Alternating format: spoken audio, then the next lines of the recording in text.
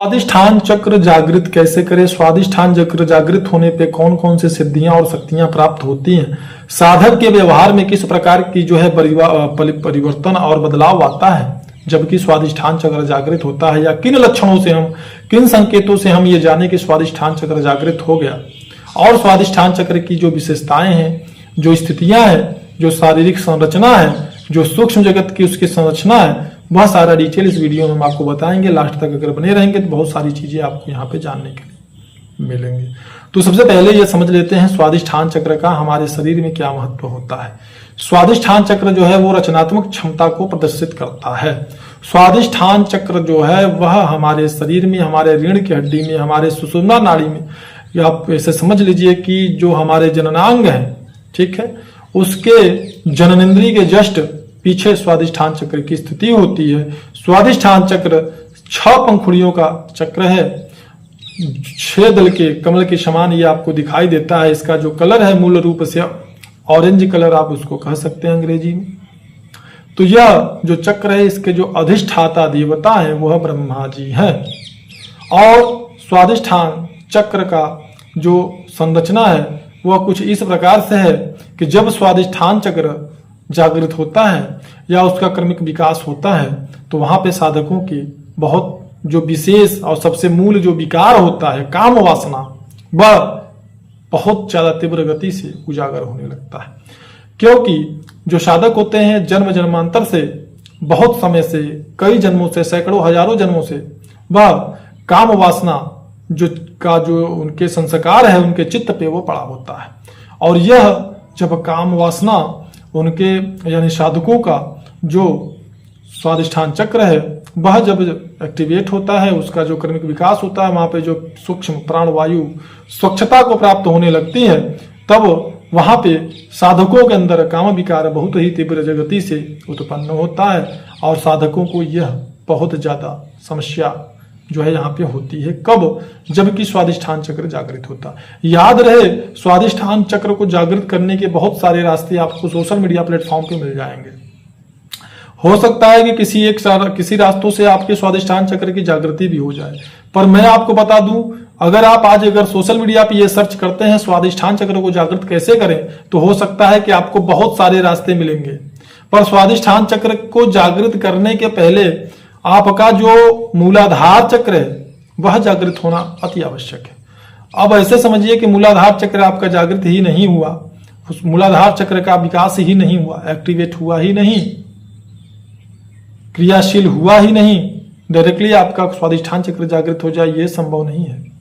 अब अगर ऐसा होता भी है तो याद रखें बहुत सारी समस्याओं का आपको सामना करना पड़ सकता है। स्वादिष्ठान चक्र एक्टिवेट होने के बाद में, जैसा कि मैंने बताया कि काम वासना की अधिकता साधक या साधिका में हो जाती है। अगर ऐसी स्थिति में आपका गुरु अथवा मार्गदर्शक आपको कंट्रोल नहीं करता, आप उटपटांग तरीके से अगर स्वादिष्ठान चक्र को जागृत कर देते हैं तो समझिए आपके शरीर का सत्यानाश हो जाना एकदम निश्चित है। स्वादिष्ठान जो चक्र है जब वह जागृत होता है तो जो भाव, जो सही तरीके से अगर आप उसको जागृत करते हैं तो उससे आपको प्राप्त क्या होता है? स्वादिष्ठान चक्र जब जागृत होता है तो एक अनोखे और नए प्रकार के विचार आपके मन में, तार्किक विचार की जो क्षमता है वह बहुत विशेष तरीके से आपके मन में विकसित हो जाती है। याद रहे स्वादिष्ठान चक्र जागृत होने पर मैंने कहा कि आपके अंदर जो तार्किक क्षमता है, अनोखे विचार, रचनात्मक विचार आपके अंदर पैदा होने लगते हैं। और ऐसे विचार आपके अंदर जो कि पहले कभी उस तरीके से आपके मन में भाव या विचार पैदा नहीं हुए होते हैं, जो कि आपके स्वादिष्ठान चक्र के जागृत होने के बाद में आपके अंदर आने लगते हैं। जो भावनात्मक जो विचार होते हैं, भावनात्मक जिन रिश्तों को आप निभाते हैं, उन रिश्तों को निभाने की आपके अंदर कुशलता, पारंगता आने लगती है। आपके जो भाव और स्वभाव हैं, यानी भाव अगर आपका गुस्सैल भाव है आपका, या बहुत ही भावनात्मक आप हैं, इमोशनल जिसे बोलते हैं, तो ऐसी स्थितियां भी आप बड़े ही अच्छे तरीके से उसको संभाल सकते हैं। परिस्थितियों को बहुत अच्छे तरीके से आप, जैसे कोई बहुत ही हृदय विदारक दुखदाई कोई खबर आपने सुन लिया, या बहुत विकट परिस्थिति आ गई या बहुत खुशियों भरा माहौल आपको जो है मिला, तो इन सभी चीजों को बड़े ही सही तरीके से बैलेंस आप कर पाते हैं। इनमें बैलेंस आप इनमें जो है संतुलन स्थापित कर पाते हैं, जबकि आपका मूलाधार स्वादिष्ठान चक्र जब आपका एक्टिवेट होता है। यहाँ पे मैं बता दूं, स्वादिष्ठान चक्र एक्टिवेट होने के बाद में जो सावधानियां हैं बड़ी ज्यादा वो महत्व रखती हैं, नहीं तो साधक का विनाश निश्चित होता है।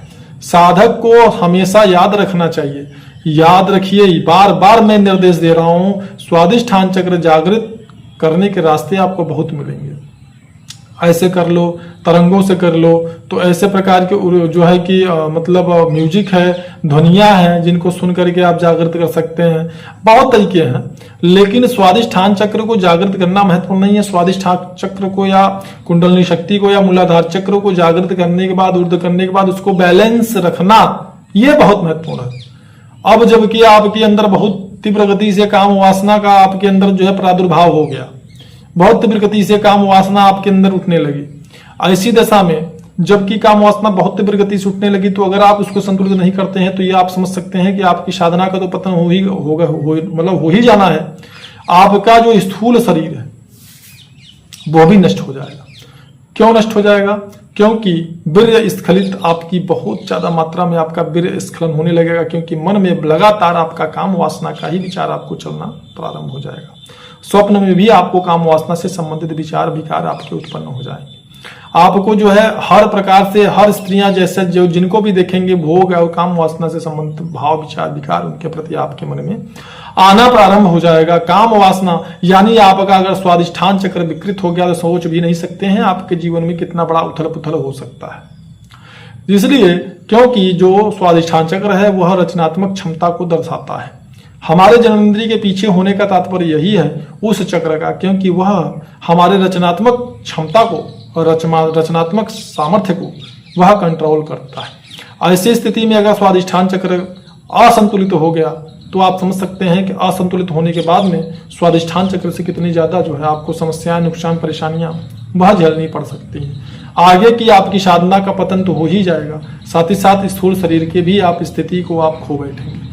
स्वादिष्ठान चक्र, जैसा कि मैंने आपको बताया कि स्वादिष्ठान चक्र का जो बीज मंत्र होता है नॉर्मली वह वम होता है।